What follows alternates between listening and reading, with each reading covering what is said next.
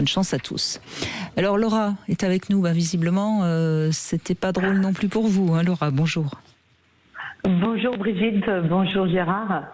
Ouais, alors justement, merci de me prendre à l'antenne parce que je suis vraiment, j'ai été le cliché de la femme qui se ménopause et qui est dans le déni du traitement et qui cherche par tous les moyens à affronter tout ce que j'ai vécu sans jamais y arriver jusqu'au jour où vraiment ça m'est revenu en pleine figure, mais il a fallu presque 2 ans. D'accord. Et avec le recul, je me dis 2 ans perdus, vraiment. Oui, bien sûr, mais au début, donc vous avez quoi, des bouffées de chaleur, enfin bref, et vous en parlez à votre médecin ou pas? J'en parle à mon médecin qui me propose vraiment d'attendre un petit peu le temps que mes règles vraiment se terminent. Il me propose de prendre un traitement substitutif dès qu'on sera sûr que la ménopause est bien installée. Et moi, je lui dis oh, mais docteur, franchement, la ménopause, moi je travaille dans le bien-être, j'adore la nature, j'aime me ressourcer. Et la ménopause, c'est naturel. Après tout, c'est mon corps qui parle. Donc, je vais gérer. Et puis finalement, mon corps a eu raison de moi.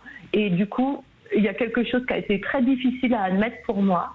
C'est que tout ce que je ressentais d'horrible, c'est-à-dire les bouffées de chaleur, les insomnies, le moral dans les chaussettes, une fatigue extrême, et quand vous travaillez dans le sport, vous connaissez bien votre corps et vous vous dites qu'il y a des fatigues qui sont complètement anormales.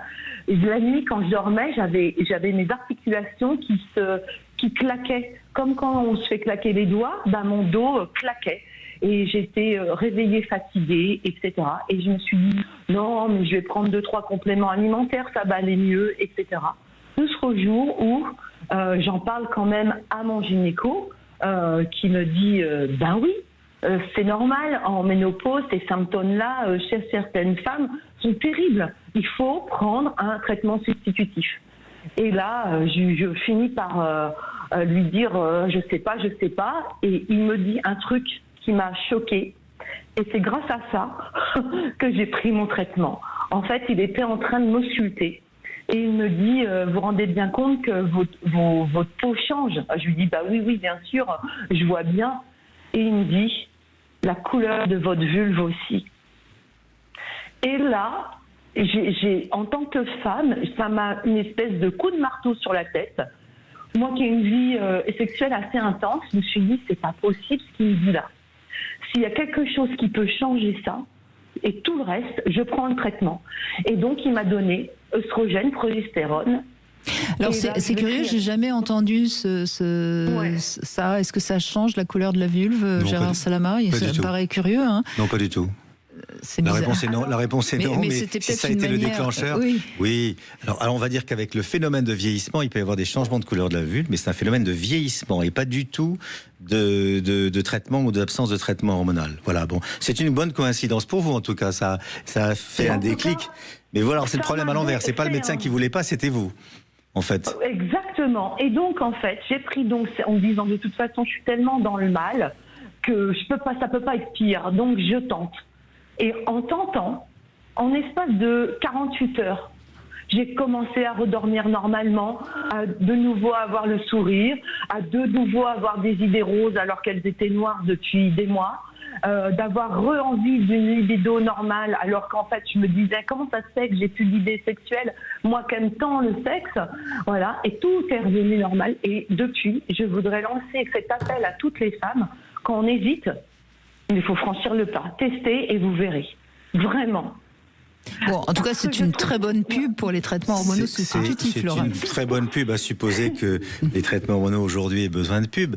C'est une très bonne pub, mais je veux dire que le problème aurait été à l'envers si c'était votre médecin qui vous disait mais non, continuez comme ça, c'est dangereux, il ne faut pas prendre de traitement hormonal, vous voyez. Et c'est ça, à ça que sont confrontées les femmes aujourd'hui. Votre situation, elle est particulière et tant mieux, mais c'est dans l'autre sens que ça se présente. C'est qu'elles voudraient et qu'elles peuvent pas. On leur dit non, c'est dangereux. Oui, mais ce que je trouve intéressant dans le témoignage de Laura, c'est quelque chose qu'on entend quand même beaucoup aujourd'hui, par exemple chez les jeunes femmes qui ne veulent pas prendre de pilule parce que c'est pas naturel.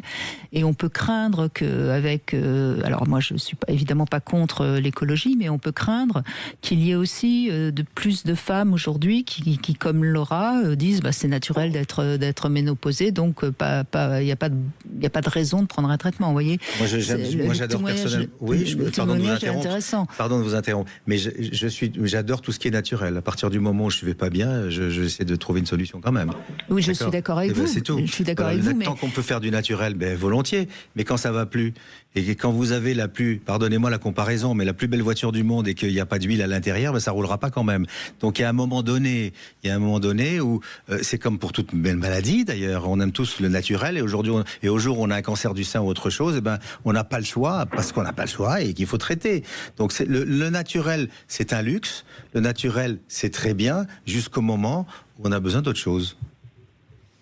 Oui, je peux rajouter quelque chose. Bien sûr, Laura, allez-y. Ouais, il y a quelque chose. Vraiment, moi, en tant que femme, je me suis dit que tous ces symptômes, quelque part, ne pouvaient pas être la résultante juste d'hormones.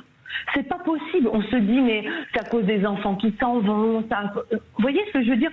On met sur le dos. Il y a tellement de choses qui bousculent à l'intérieur de nous qu'on n'imagine pas que c'est juste à cause d'hormones. Et pourtant. Et c'est ça qui fait. Et pourtant, et moi qui travaille dans le bien-être, je travaille avec des gens qui ont mon âge et qui vont mal. Et moi, je leur dis, essayez et tout ça. Mais en fait, les gens, c'est comme s'ils n'avaient pas conscience que tout ça, c'était peut-être juste à cause d'eux. Enfin, à cause de leur corps qui leur parle et qui va pas bien. Parce que, par exemple, quand des tas de femmes qui veulent faire des régimes, elles sont prêtes à avaler des konjac, des trucs horribles dont on ne sait pas. Mais par contre, essayer de se mettre un gel sur le bras pour aller mieux tous les matins, il y a quelque chose qui passe et l'autre, il ne passe pas. Le côté hormonal ne passe pas. Des trucs affreux à ingurgiter, ça passe. Même moi, j'ai été confrontée à ça. Et je me dis, comment c'est possible qu'en fait, on croit des trucs publicitaires et que une femme hésite à se mettre du gel ou à avaler un petit cachet tous les jours. Eh bien, parce que je pense qu'on n'a pas conscience, quand on devient ménopausée, de la puissance des hormones qui nous bouleversent. Et on met sur le dos d'autres choses, des enfants, du mari, du boulot, etc. Mais on n'a pas conscience que tout ça, c'est à l'intérieur de notre corps. Parce qu'on oublie tout ce qui se passe au moment de la puberté. Quand on travaille un tout petit peu sur la puberté et quand on voit à quel point aussi bien le garçon que la fille va totalement se modifier dans son corps, mais également la voix, etc., on voit bien la puissance des hormones parce que c'est ce qui se passe au moment de la puberté. Et ça, à 50 ans, on l'oublie. Mais vous n'enlèverez pas de l'idée des gens, du monde, que le mot hormone il y a une petite connotation péjorative qui fait peur. Je ne sais pas pourquoi, c'est comme ça, c'est culturel, tout simplement. Et avec le temps, regardez la contraception, il y a encore des pays qui ne font pas de contraception parce que c'est dangereux.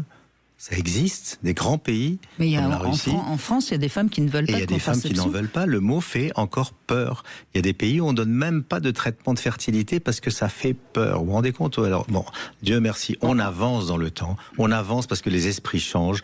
On avance parce que les médecins commencent à avoir un esprit qui change aussi. On a aussi derrière nous des expériences, des statistiques et des données qui nous permettent de dire aujourd'hui plus à l'aise, prenez un traitement hormonal. Et peut-être que le meilleur exemple pour montrer la puissance des hormones, c'est dans la question trans. Quand un homme veut devenir femme ou une femme veut devenir homme, qu'est-ce qu'on fait? On lui donne des hormones. Et son corps se transforme, sa voix se transforme, et en effet, en très peu de temps finalement, il ou elle devient un autre. Donc on voit bien la puissance des hormones, vous avez tout à fait raison Laura. C'était un témoignage qui fait un petit peu avancer les choses.